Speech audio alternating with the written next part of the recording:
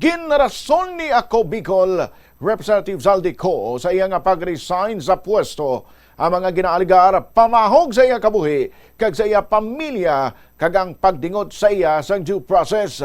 Hiningin sa tunga sang pagtudlo sa iya nga isa sa mga involved sa budget insertions kag kickback scheme sa flood control projects. Sa iya sulat kay House Speaker Faustino D. III, ginpahayag sini nga epektibo gilayon ang iyang irrevocable resignation bilang miyembro sang Kamara kag ipahibalo lang og galing sang Ako Bicol kung sino nga nominee ang magabulos.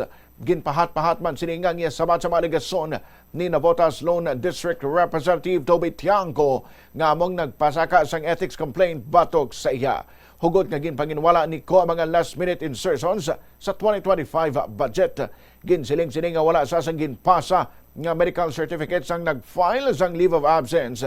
Bangod wala man ini gina-require. Apang dugang niya halin pa sang tunga-tunga sang 2024. Nagabalik-balik na sa mga doktor abroad agud nga magpakonsulta. Sa piyagabahin ginkumpirma naman ni Speaker D nga nabato na sini ang resignation letter. Depende na sa iya sa Department of Justice kung ano nga kaso ang atubangon ni Ko bangod wala na sang jurisdiction sa iya ang House Committee on Ethics kasunod sang pagpanaog sini sa pwesto.